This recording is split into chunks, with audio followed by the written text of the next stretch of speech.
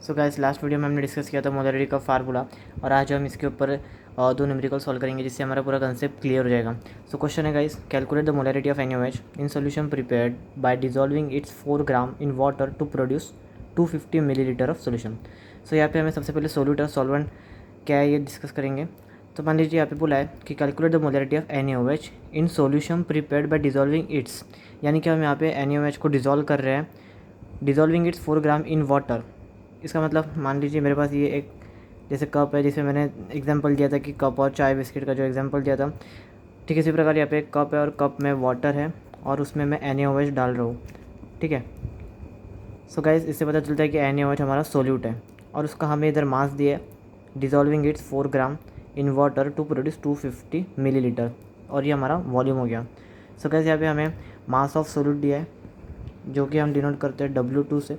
सो W2 दिया है हमें 4 ग्राम। ओके, वॉल्यूम दिया है यहाँ पे हमें 250 मिलीलीटर।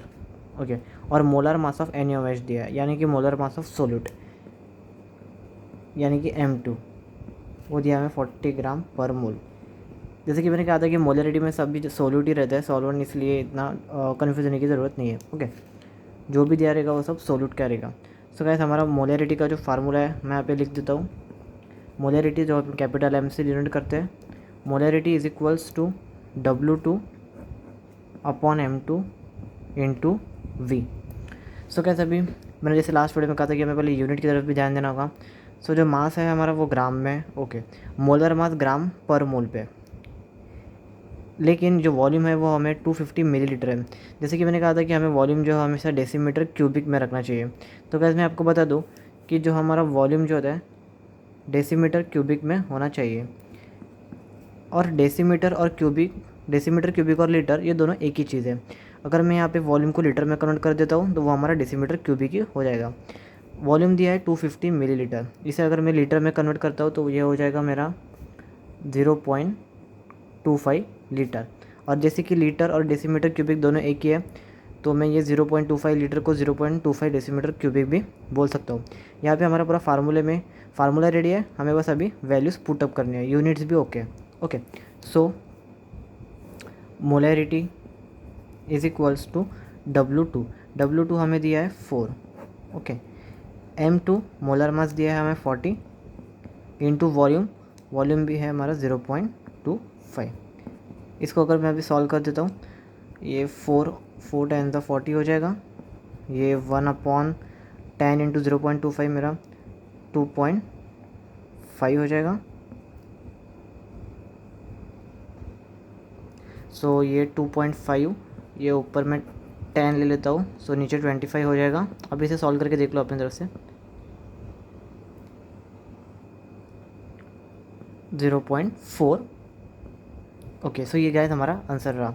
सो हमारी फाइनल मोलरिटी जो है वो है 0.4 M। सो गाइस यहाँ पे हम सेकेंड एग्जांपल देखते हैं।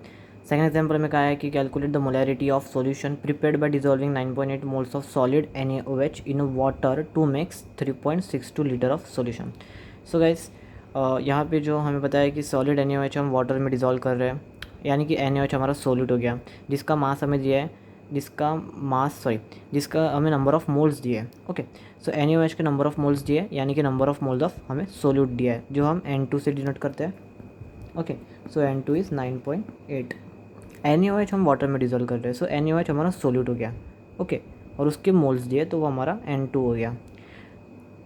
To make 3.62 litre of solution, litre यानी कि ये वॉल्यूम है, जहाँ पे भी लीटर आएगा इसका मतलब वो डेसीमीटर क्यूबिक ही होगा, तो वो हमारा वॉल्यूम हो गया, यानी कि हमें वॉल्यूम दिया है 3.62 लीटर।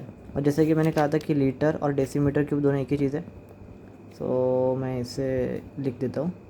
ओके, और अब हमें मोलरिटी निकालने के लिए बोला है। सो गाइस मैंने मोलरिटी के लास्ट वीडियो में 2 फार्मूले डिस्कस किए थे। फर्स्ट फार्मूले के ऊपर हमने फर्स्ट न्यूमेरिकल सॉल्व कर दिया। सेकंड जो हमारा फार्मूला था मोलरिटी का वो था capital M is equals to N2 upon V। Okay, so यहाँ पे बस हम वैल्यू सब्स्टिट्यूट करेंगे, यूनिट्स हमारी okay. So molarity will be 9.8 upon volume दिया है 3.62। ओके, सो गाइस आप इसे मैं सॉल्व कर देता हूँ। सो गाइस मैं आपके सामने सॉल्व कर देता हूँ। ये हमें 9.8 डिवाइड बाय 3.62, ये हमारा 2.70 यानी कि हमारा 2.7 आंसर है।